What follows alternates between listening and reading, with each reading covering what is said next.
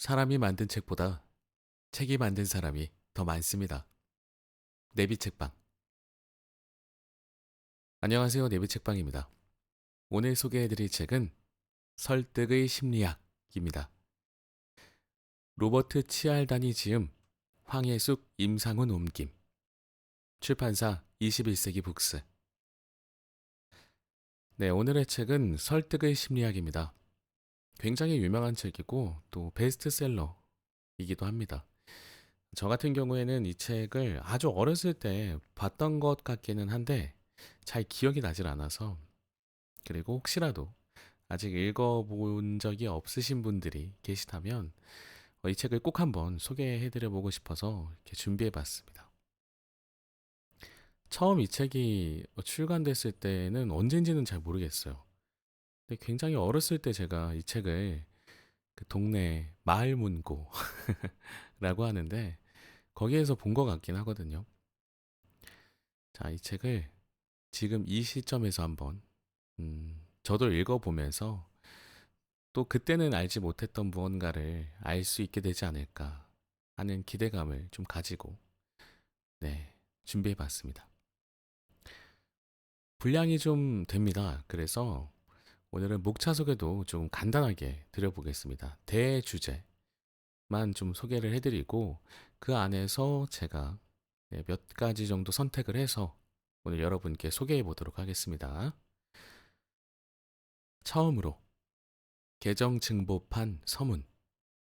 개정증보판에 대하여 초판 서문 파트 1 설득의 무기, 파트 2 상호성 원칙, 파트 3 호감 원칙, 파트 4 사회적 증거 원칙, 파트 5 권위 원칙, 파트 6 희소성 원칙, 파트 7 일관성 원칙, 파트 8 연대감 원칙, 파트 9 순식간에 설득하라, 감사의 말, 주, 참고문헌.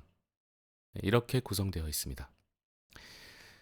각 파트 안에는 소제목들과 소주제들이 있고요. 그것에 따라서 내용이 전개가 됩니다. 저 같은 경우에는 파트 4의 그 사회적 증거 원칙을 좀 소개해 드려 볼까 해요. 우리는 사회적 동물이잖아요.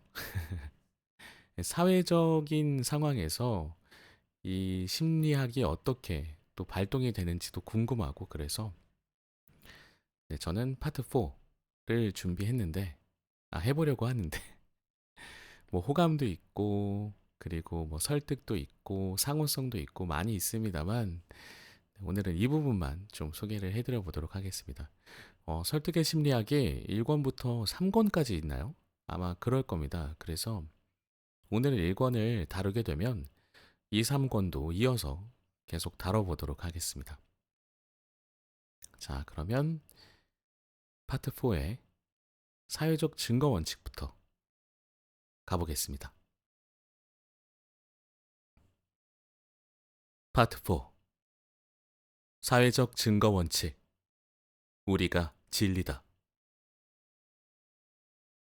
사람들은 자기 멋대로 하도록 내버려 두면 보통은 서로를 모방한다.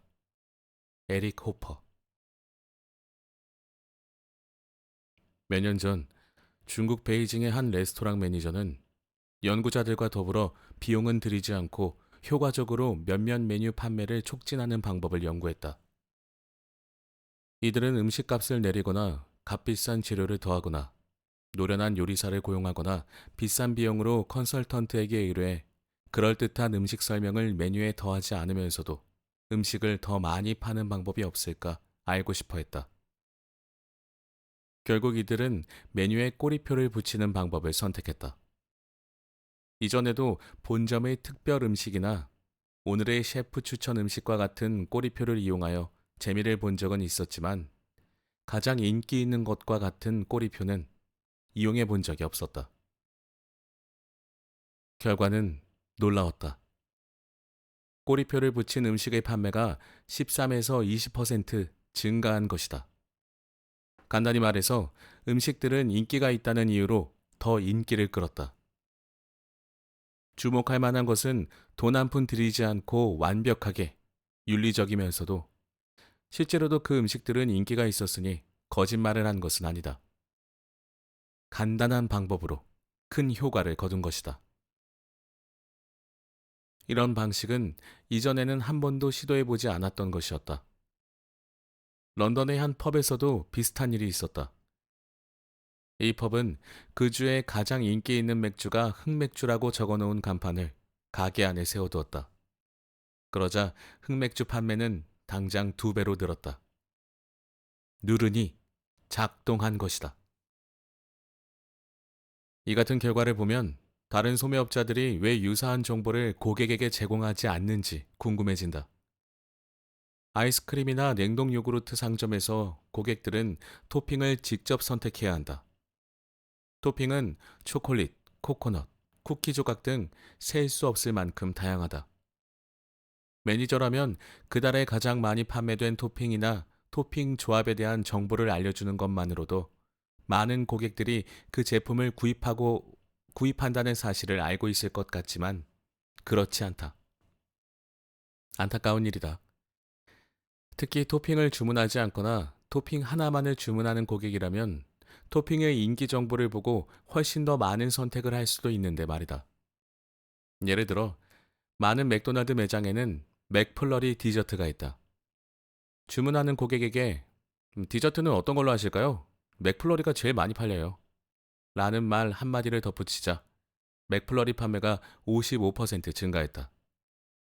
그리고 맥플러리를 주문한 고객에게 맥플러리 토핑 중에서는 이 맛이 가장 많이 선택되죠. 라고 하자 추가로 구매하는 고객들이 48% 증가했다.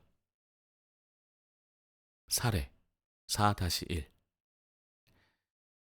인기를 이용하여 수익을 올리는 방법은 모든 기업이 알고 있다고 생각하면 착각이다. 그러나 미디어 업계의 거인 넷플릭스는 스스로 축적한 자료를 통해 그 방법을 알아내어 즉시 실천에 옮겼다. 테크놀로지와 연예 담당 기자 니콜 라포트에 의하면 넷플릭스는 오랫동안 시청 시간과 시청률 등을 밝히지 않는데 자부심을 가지고 있었고 광고주들에게 대답할 필요가 없기 때문에 어떤 숫자도 공개할 필요가 없다는 사실을 즐기고 있었다.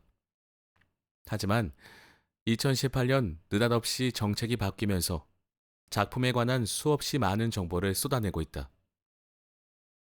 라포트는 주주들에게 보내는 편지에서 넷플릭스는 마치 중무장한 전함을 얼떨결에 지휘하게 된 주정뱅이 선원처럼 어떤 작품들을 얼마나 많은 사람이 스트리밍해 보았는지 줄줄 읊어대며 영업 비밀을 흘리고 있다라고 말했다. 왜 그랬을까? 그즈음 기업의 중역들은 인기가 인기를 낳는다는 사실을 알아챘기 때문이다.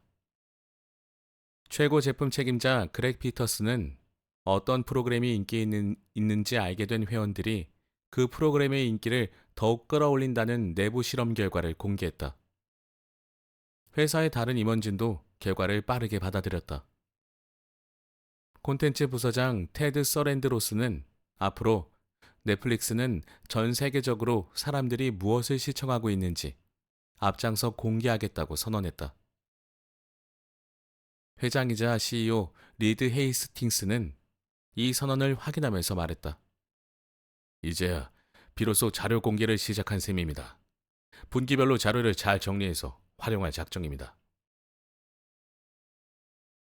저자의 한마디.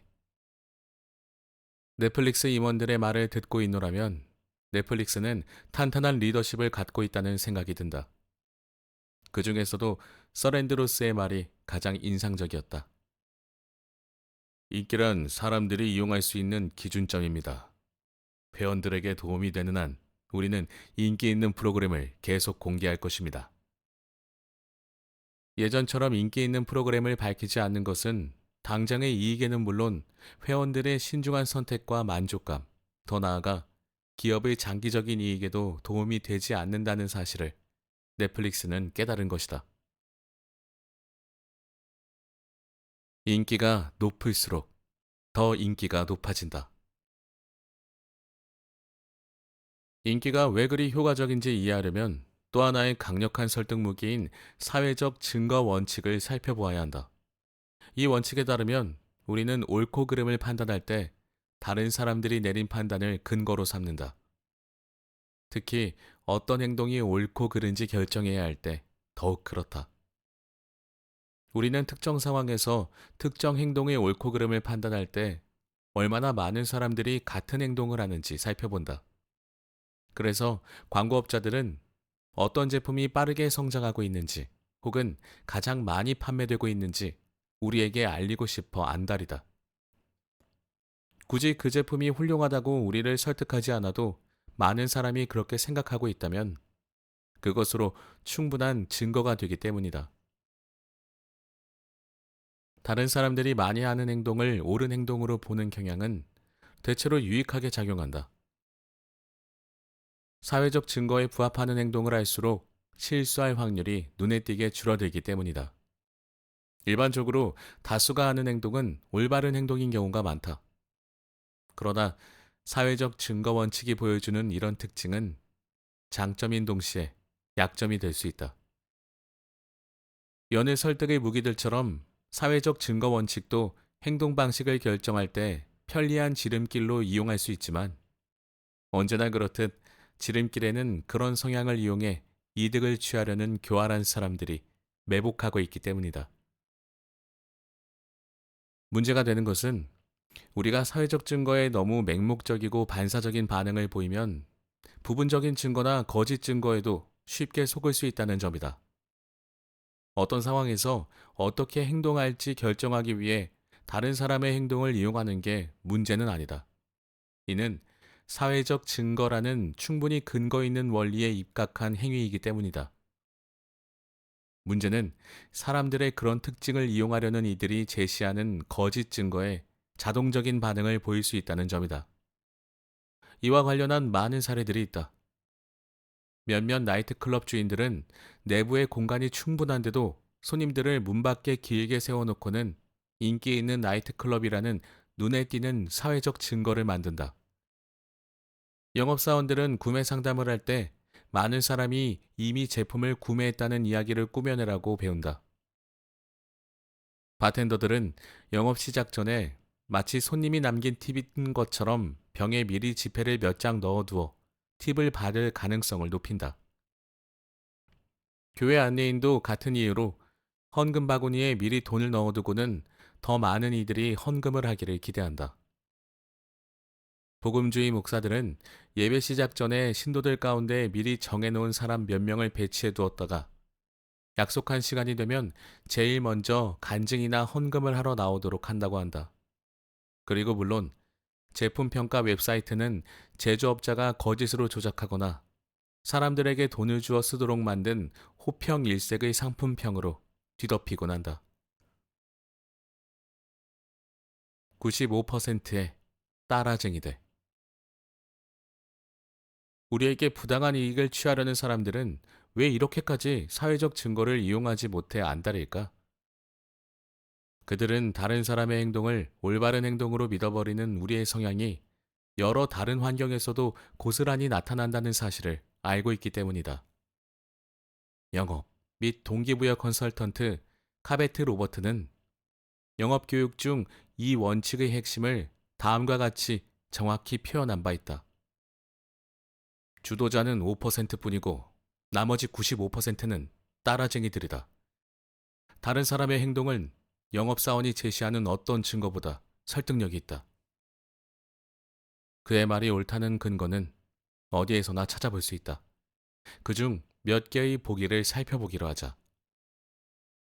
우선 윤리적 생각과 관련된 실험을 보자. 한 연구에서 범인을 신문하는 과정에서 고문을 하는 것에 과반수 이상의 사람들이 찬성했다는 이야기를 들은 대학생 80%가 고문을 윤리적으로 용납할 수 있다고 말했다. 범죄와 관련해서는 음주운전, 장애인 주차구역 주차, 상점 절도, 뺑소니 등을 저지른 사람은 다른 사람도 자신과 같이 범법 행위를 흔히 저지른다고 믿게 되면서 그런 일을 더 많이 저지른다. 배우자의 폭력 행사가 흔한 일이라고 믿는 사람일수록 나중에 그러한 폭력을 저지르기 쉽다. 사회적 증거 원칙은 우리의 일상생활에도 영향을 미치고 있다. 친구 대부분이 건강을 위해 과일을 먹으려 애쓰고 있다는 말을 들은 네덜란드 고교생들이 과일을 섭취하는 양이 35% 늘어났다. 하지만 사춘기 청소년답게 아이들은 그 이야기를 듣고 과일 섭취를 늘린 것은 아니라고 주장했다. 온라인 구매에서 제품 추천이 새로운 현상이라고는 할 수 없지만 인터넷을 통해 잠재 고객들이 수많은 기존 사용자들의 제품 평가에 쉽게 접근하게 되면서 시장은 완전히 바뀌었다. 그 결과 온라인 쇼핑객의 98%가 실제 고객들의 상품평이 구매 결정에 영향을 미치는 가장 중요한 요소라고 말했다. 이 밖에도 더 다양한 사례는 얼마든지 있다. 켄터키주 루이빌시가 주차 위반 벌금을 고지하면서 대부분의 사람들이 2주 이내에 벌금을 납부한다는 사실을 함께 알리자 벌금 납부율이 130% 증가하며 주차 위반 수입이 2배 이상 늘어났다. 2020년 코로나19가 유행하던 동안 연구자들은 일본 보건학자들의 요청을 받고 일본 시민들이 마스크를 쓰는 이유에 대해 조사했다. 일본인들이 마스크를 착용하는 이유는 질병의 심각성, 마스크가 감염을 막아줄 가능성, 다른 사람에게 전염을 차단할 가능성 등 여러 가지가 있었다. 하지만 그 중에서도 가장 압도적인 이유는 다른 사람이 마스크를 쓰고 있는 것을 보았기 때문이었다. 환경 분야에서도 다른 사람들이 환경을 지키고 보호하기 위해 물건을 재활용하고 에너지를 절약하고 물을 아끼는 것을 본 사람들은 그와 유사한 행동을 했다. 환경 운동 분야에서 사회적 증거는 기업에도 같은 영향을 미친다. 많은 정부는 대기와 물을 오염시키는 기업들을 규제하고 감시하고 제재하는데 상당한 비용을 지출한다. 이러한 지출은 규제를 완전히 무시하거나 규제에 따르느니 벌금을 내는 편을 택하는 몇몇 기업들에 낭비되는 것처럼 보인다. 하지만 몇몇 국가에서는 사회적 증거를 이용하여 비용을 거의 들이지 않으면서도 효율적인 프로그램을 개발했다. 우선 한 산업 내에서 오염 기업들의 환경 실적을 평가한다. 그리곤 그 평가 내용을 발표하여 그 산업 내 모든 기업이 다른 기업과 비교하여 자신의 기업이 어느 위치에 있는지 상대적 위치를 파악하게 되는 것이다. 그러자 30% 이상 환경 개선이 이루어지며 극적인 변화가 나타났다.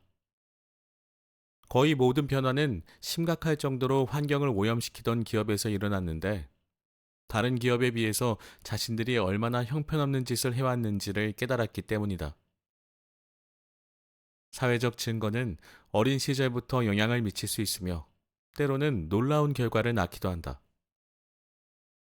특히 심리학자 엘버트 반도라와 동료 연구진은 사회적 증거 원칙을 이용해 바람직하지 못한 행동을 교정하는 방법을 발견했다. 사람들의 극심한 공포증을 치료할 수 있는 놀랍도록 간단한 방법을 찾아낸 것이다.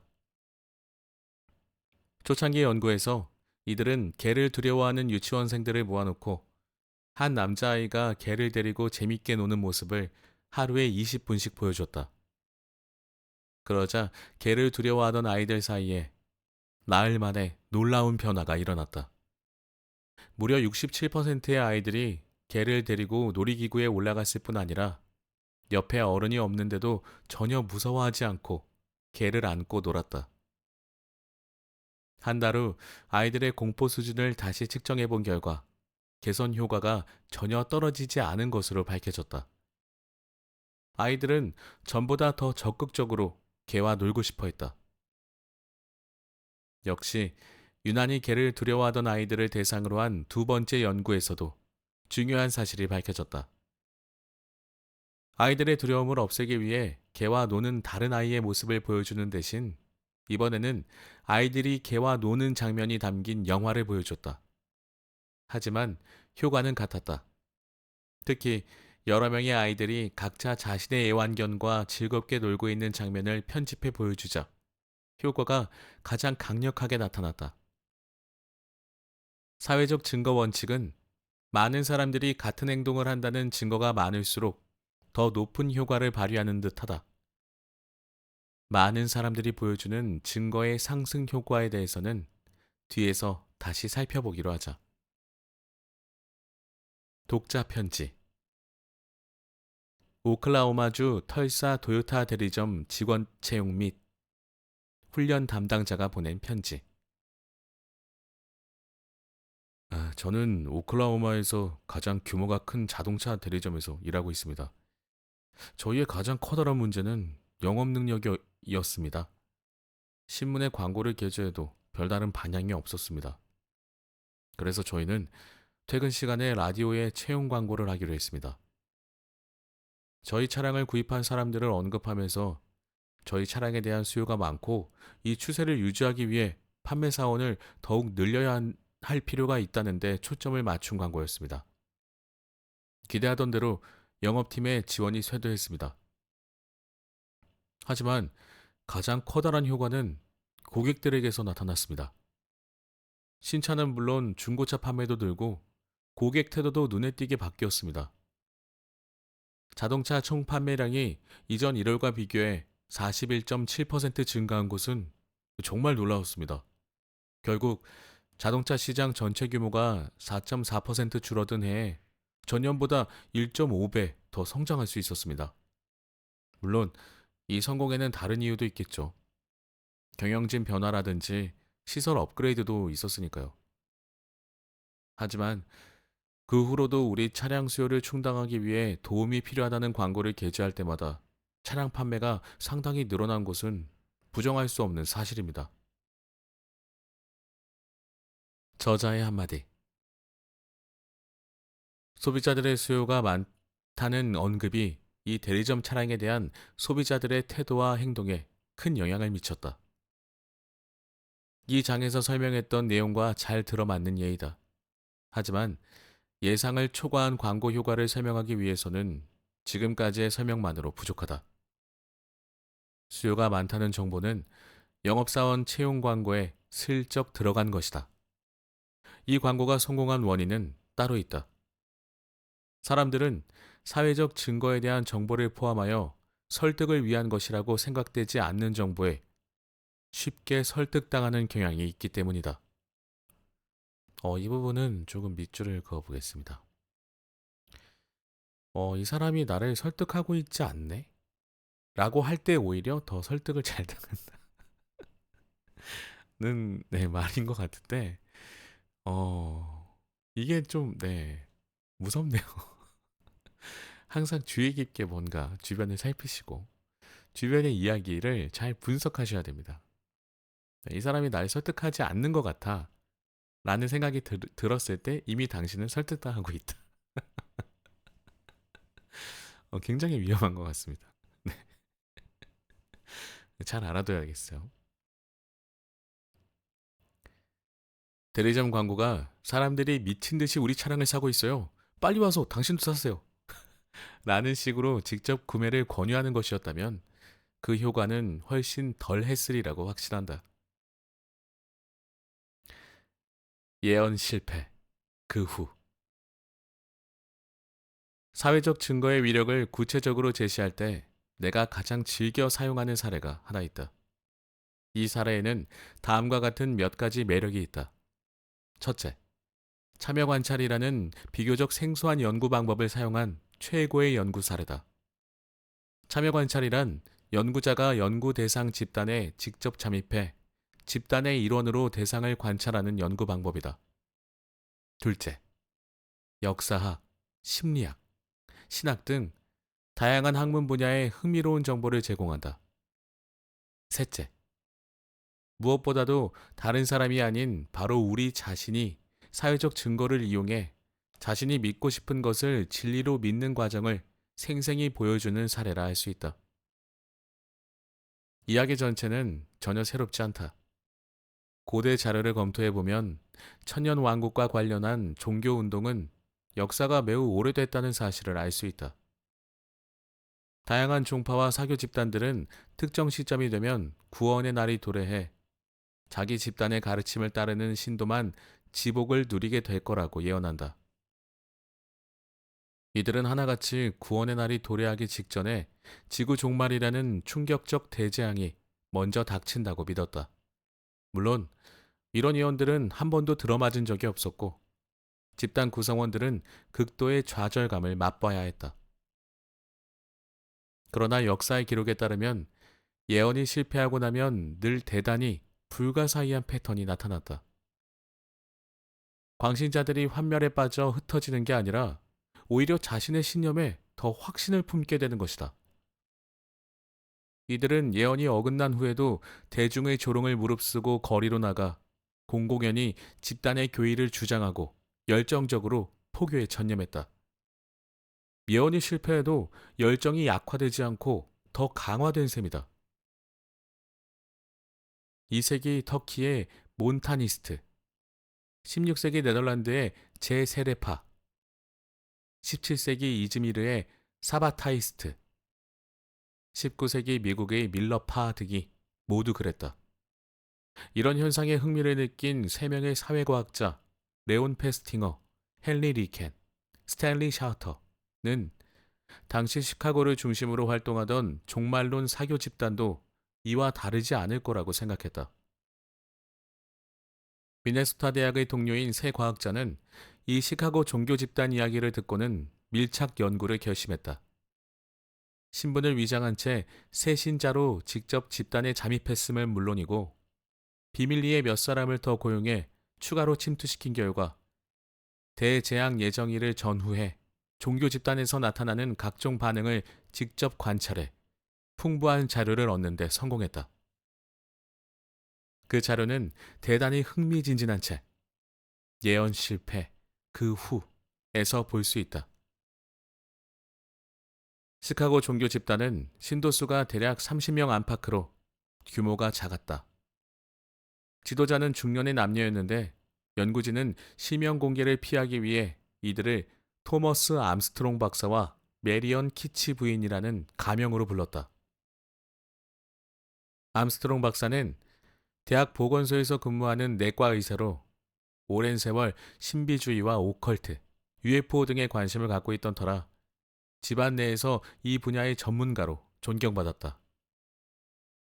잘못 읽은 것 같습니다. 집안이 아니라 집단입니다.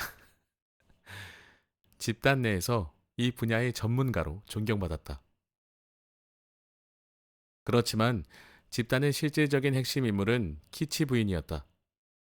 그녀는 연초부터 수호자라는 다른 행성의 영적 존재에게 메시지를 받기 시작한 참이었다. 키치의 손을 통해 자동 기술이라는 방법으로 기록된 메시지들이 집단의 신앙 체계를 형성하고 있었다. 수호자의 가르침은 뉴에이지 개념들을 모아놓은 것으로 전통적인 기독교와 크게 다르지 않았다. 수호자들이 북부 캘리포니아를 방문하던 중 성경을 한 권 구해 읽은 게 아닌가 하는 생각마저 들 정도였다. 신도들은 평소에도 수호자가 보내는 메시지들을 열심히 해석하고 토론했지만 대재앙이 임박했다는 예언, 즉 서반구에서 시작된 홍수가 전 세계를 삼켜버린다는 내용이 발표되면서 메시지에 더 집착하는 모습을 보였다. 신도들은 처음에 당연히 깜짝 놀랐지만 키치 부인을 통해 전달되는 가르침을 믿는 자들은 구원받을 수 있다는 추가 메시지를 듣고는 다들 한시름 놓았다. 대재앙이 닥치기 직전 외계인이 비행 접시를 타고 날아와 신자들을 다른 행성 같은 안전한 장소로 데려갈 예정이라는 내용이었다. 구조 방법에 대한 자세한 설명은 거의 없었고 다만 수호자가 데리러 올 때를 대비해 교신암호, 예를 들어 모자를 집에 두고 왔다. 당신 질문은 무엇인가? 나는 나를 운반한다. 를 연습하고 옷에 붙은 모든 쇠붙이를 제거하라는 지시만 떨어졌다. 쇠붙이를 몸에 지니고 있으면 비행 접시 여행이 굉장히 위험해지기 때문이었다. 페스팅어와 리켄 샤우터는 홍수 예정일 직전의 일주일 동안 이 종교 집단의 동향을 관찰하면서 신도들의 행동에서 매우 흥미로운 특징 두 가지를 발견했다. 첫 번째 특징은 집단의 신념 체계에 대한 헌신도가 급격히 높아졌다는 점이다. 저주받은 지구를 떠나 우주로 날아갈 날을 고대하면서 신도들은 돌이킬 수 없는 선택을 시작했다. 물론 대부분 가족과 친구의 반대에 부딪혔지만 그들과 인연을 끊는 한이 있어도 신념은 포기하지 않았다. 일부 신도는 가족과 이웃에게 법적 절차를 밟아 정신 이상 판정을 받아내겠다는 위협을 받기도 했다. 암스트롱 박사의 누이 동생도 두 자녀에 대한 박사의 양육권을 박탈하려고 소송을 제기했다. 많은 신도들이 직업이나 학업을 포기한 채 신앙에만 매달렸다. 어떤 사람은 조만간 쓸모 없어질 것이라며 개인 소지품마저 처분해버렸다. 그들은 자기 신념이 진리임에 틀림없다는 확신 때문에 극도의 사회적, 경제적, 법적 압력을 견뎌냈으며 압력에 맞서면서 교리에 대한 헌신은 커져갔다. 홍수 예정일 직전 신도들이 보여준 두 번째 중요한 특징은 기이할 정도로 무기력했다는 점이다. 개인적으로는 집단의 신조를 그토록 신뢰하는 사람들이 신조를 전파하는 데는 전혀 관심이 없었다. 초기에 대재앙이 임박했다는 예언을 공개하긴 했지만 적극적으로 교인을 확보하려고 노력하지 않았다. 위험 경보를 보내고 그 경보에 자발적으로 반응하는 사람들에게만 조언했을 뿐 더 이상 어떤 행동도 취하지 않았다. 신도들이 포교 활동을 하지 않았다는 점 외에도 집단 전체가 교인 확보에 소극적이었다는 여러 증거가 있다. 많은 문제가 비밀에 붙여졌다. 수호자의 가르침이 담긴 문서는 즉시 소각됐고 암호와 비밀 신호가 설정됐으며 집단 내부에서 녹음한 일부 내용들은 외부인과의 논의가 금지됐다. 철저한 비밀 유지를 위해 그런 녹음 내용들은 열성 신자들조차 녹취할 수 없었다. 매체와의 접촉도 피했다. 대재앙의 날이 다가올수록 점점 더 많은 신문, TV, 라디오 기자들이 키치 부인의 집에 마련된 본부로 몰려들었다. 그러나 대부분 문전박대를 당했다. 기자들의 질문에는 노코멘트로 일관했다. 이런 무반응에 한동안 잠잠했던 기자들은 암스트롱 박사가 종교적인 이유로 대학 보건소에서 해고됐다는 소식이 전해지자 다시 벌떼처럼 몰려들었다. 유난히 악착같이 굴던 어느 기자는 소송 위협에 시달리기도 했다. 대홍수 전날 밤에도 한 무리의 기자들이 정보를 달라고 신도들을 괴롭히다가 모두 쫓겨났다. 후에 연구진은 대홍수 직전 언론과의 관계나 선교 등에서 신도들이 보인 태도를 다음과 같이 정중하게 표현했다. 이들은 언론에서 폭발적인 관심을 보였으나 유명세를 피하려고 최대한 노력했으며 선교할 기회도 여러 번 있었지만 조용히 은신한 채 철저한 무관심으로 일관했다. 마침내 귀찮은 기자들과 개종을 해볼까 하고 기웃거리던 사람들까지 전부 물러가자 신도들은 그날 밤 자정에 도착할 예정인 우주선을 맞이할 마지막 준비에 들어갔다. 페스팅어와 리켄, 샤우터의 눈에는 신도들의 모습이 마치 한편의 부조리 연극처럼 보였을 것이다. 이런 일만 아니었다면 평범하게 살았을 가정주부, 대학생, 고등학생, 출판업자, 내과 의사, 철물점 직원과 그의 어머니 등이 진지한 얼굴로 희비극을 공연했다. 연출자는 수호자들과 주기적으로 접촉한다는 두 명의 여성이었다. 그날 밤은 키치의 메시지 외에도 창조자의 지시를 직접 받는다는 전직 미용사 버사의 메시지가 추가됐다. 신도들은 비행 접시에 오르기 전 외계인과 교환할 암호문 나는 나를 운반한다. 나는 나를 가리킨다. 라는 문장을 한 목소리로 열심히 연습했다. 그러고는 자칭 캡틴 비디오 라는 사람이 전화로 전한 메시지를 농담으로 받아들여야 할지 아니면 구원자로부터 온 암호로 해석해야 할지 진지하게 논의했다. 쇠붙이를 지니고 비행 접시에 오르면 안 된다는 지시에 따라 신도들은 옷에 붙은 금속을 전부 제거했다. 심지어 구두끈 구멍의 금속 테두리까지 뽑아냈다. 여자들은 브래지어 와이어를 제거하고 착용하거나 브래지어를 아예 착용하지 않았다. 남자들은 바지 지퍼를 뜯어내고 허리띠 대신 멜빵을 달아 입었다. 이 쇠붙이 제거에 얼마나 광적으로 집착했는지를 보여주는 일화가 있다. 한 연구자가 자정 25분 전에 깜빡 잊고 바지 지퍼를 제거하지 않았다고 고백했을 때였다. 기록에 따르면 이 사실을 알자 모두가 패닉에 빠졌다. 그는 순식간에 암스트롱 박사의 방으로 끌려갔는데 박사는 거의 초단위로 벽시계를 확인하면서 양손을 벌벌 떨며 면도칼로 지퍼 부위를 오려내고는 철사 절단기로 버클을 잡아 뜯었다. 쇠붙이 제거 작업은 순식간에 마무리됐고 연구자는 얼굴이 하얗게 질린 채 거실로 돌아왔다. 지구를 떠나기로 약속한 시간이 가까워지자 신도들은 조용히 기다렸다. 다행히 이 중요한 순간에 벌어진 사건들을 뛰어난 과학자들이 상세한 기록으로 남겨뒀다. 마지막 10분 동안 거실엔 긴장감이 감돌았다. 신도들은 외투를 품에 안고 조용히 앉아 기다리는 수밖에 없었다. 침묵 속에서 벽시계 두 개가 째깍째깍 요란한 소리를 내며 긴장을 고조시켰다. 시계 하나가 다른 시계보다 10분 정도 빨랐다. 빠른 쪽 시계가 12시 5분을 가리키자 신도 하나가 큰 소리로 시간을 알렸다. 그러자 다른 신도 여럿이 합창이라도 하듯 아직 자정이 아니라고 목소리를 높였다. 밥 이스트먼이 느린 쪽이 정확하다고 확인해줬다. 오후에 자신이 직접 시계를 맞췄다는 것이다.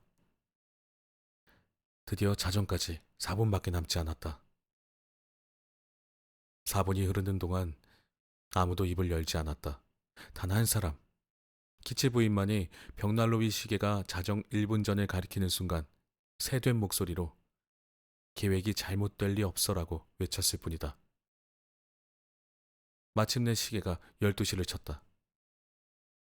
모두들 숨죽이고 기다리는 분위기라 종소리 한 번 한 번이 아프도록 또렷하게 들렸다. 신도들은 꼼짝 않고 앉아 있었다. 그렇게 자정이 지났다. 하지만 아무 일도 일어나지 않았다. 이제 대재앙까지는 채 7시간도 남지 않았다. 그러나 거실 안의 신도들은 별다른 반응을 보이지 않았다. 아무 말이 없었다. 얼어붙은 듯 표정 없는 얼굴로 가만히 앉아 있을 뿐이었다. 마크 포스트만이 약간의 움직임을 보였다. 소파에 누워 눈을 감았지만 잠든 것은 아니었다. 나중에 말을 걸어보니 단음절로 대답하긴 했지만 마치 죽은 듯이 누워 있었다. 다른 사람들도 겉으로는 아무렇지 않아 보였다. 하지만 나중에 알고 보니 모두들 엄청난 충격을 받은 상태였다. 신도들은 점점 절망과 혼란에 빠져 고통스러워했다. 각자 예언과 관련 메시지들을 재검토했고 암스트롱 박사와 기치 부인은 예언이 틀릴 리 없다고 되뇌었다. 신도들은 상황을 곰곰이 생각해보며 이런저런 설명으로 합리화를 시도했지만 어느 것도 만족스럽지 못했다. 새벽 4시쯤 키치 부인이 갑자기 서럽게 울기 시작했다. 부인은 몇몇 사람이 예언을 의심하기 시작한 것을 알아차렸다.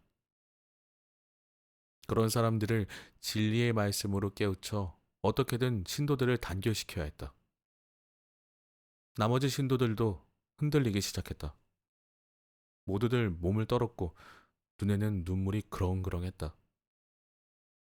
시계는 거의 4시 30분을 가리켰지만 이 실망스러운 사태에 어떻게 대처해야 할지 대책이 서지 않았다. 이쯤 되자 신도들 대부분이 예언이 실패한 것 아니냐고 대놓고 웅성거리기 시작했다. 다들 무너지기 일보 직전이었다. 예언 실패. 그 후 162에서 163페이지. 의심이 쌓이면서 신도들의 믿음에도 금이 가기 시작할 무렵 두 가지 놀라운 사건이 연이어 발생했다. 첫 번째 사건은 새벽 4시 45분에 벌어졌다. 키치 부인이 위에서 내려오는 신성한 메시지를 자동 기술로 받아 적기 시작한 것이다. 받아 적은 메시지를 읽어보니 그날 밤 사건에 대한 그럴듯한 설명이 담겨 있었다. 작은 무리가 밤새도록 홀로 깨어 세상의 빛을 발하니 신께서 인류를 멸망해서 구원하셨다. 라는 내용이었다. 깔끔하고 효과적인 설명이었으나 신도들을 충분히 납득시키기엔 역부족이었다. 한 신자는 그 말을 듣자마자 벌떡 일어나 외투를 챙겨 입고 나가더니 다시는 돌아오지 않았다. 신자들의 믿음을 이전 수준으로 되돌리려면 뭔가 다른 조치가 필요했다. 바로 그 순간 두 번째 놀라운 사건이 벌어져 그 필요를 채워줬다. 다시 한번 현장에 있었던 과학자들의 생생한 기록을 살펴보자.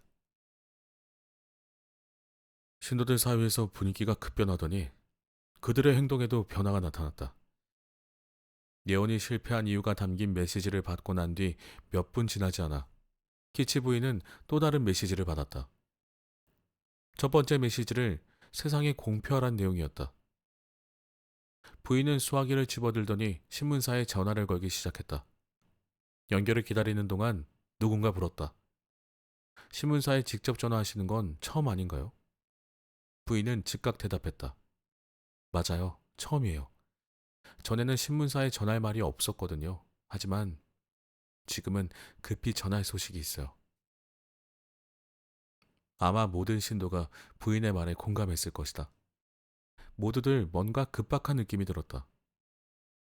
키치 부인이 전화를 끊자마자 다른 신도들이 일제히 신문사나 통신사, 라디오 방송국, 잡지사 등에 전화를 돌려 홍수가 일어나지 않은 진짜 이유를 널리 알렸다.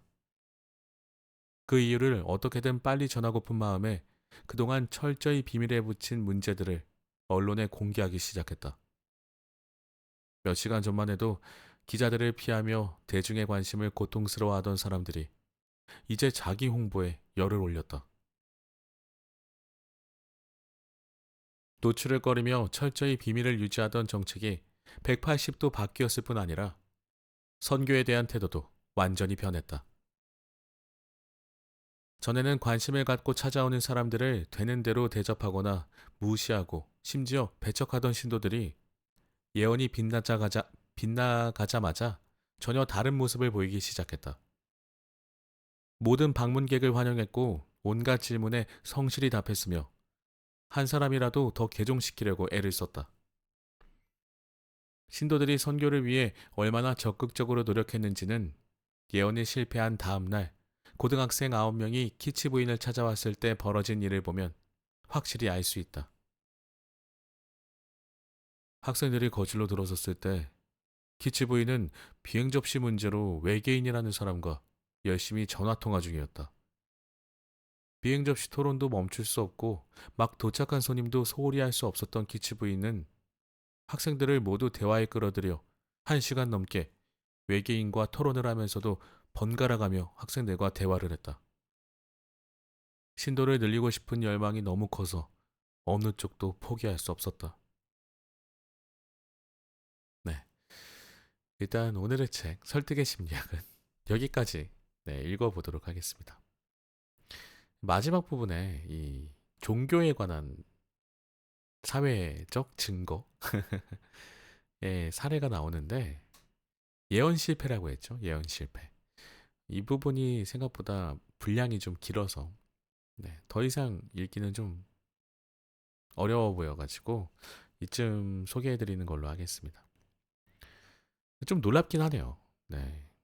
나의 믿음의 결과가 실패로 끝났을 때 사람들이 이것을 인정하지 않는구나. 그런 생각이 좀 들었습니다. 그러니까 내가 옳다고 믿는 것이 틀렸다는 걸 인정하는 게 참 어렵구나라는 생각이 좀 들어서 어른들이 그런 얘기 하시잖아요. 죽을 때까지 배워야 한다고. 그 말은 내가 옳다고 믿는 것들이 깨어졌을 때 그것을 받아들이는 것을 죽을 때까지 해야 된다라는 말씀이 아니었을까 싶습니다. 배운다는 건 내가 알고 있는 것이 아닌 새로운 것이잖아요. 내가 알고 있는 것만 고집하면서 사는 것은 결코 배우는 것은 아닌 것 같고요. 내가 알고 있는 것보다 더 좋은 것 혹은 더 옳은 것이 나타났을 때 내 것을 지워내는 것, 그것이 배움 아닐까 싶은 그런 생각도 좀 듭니다. 네, 오늘 방송은 여기까지 하겠습니다. 다음에는 설득의 심리학 2권으로 인사드리도록 하겠습니다. 들어주신 모든 분들 감사드리고요. 우리는 나쁜 이들에게 어떤 이익을 가지고 접근하는 이들에게 설득당하지 않도록 이 책을 보면서 배움을 얻으셨으면 합니다. 감사합니다.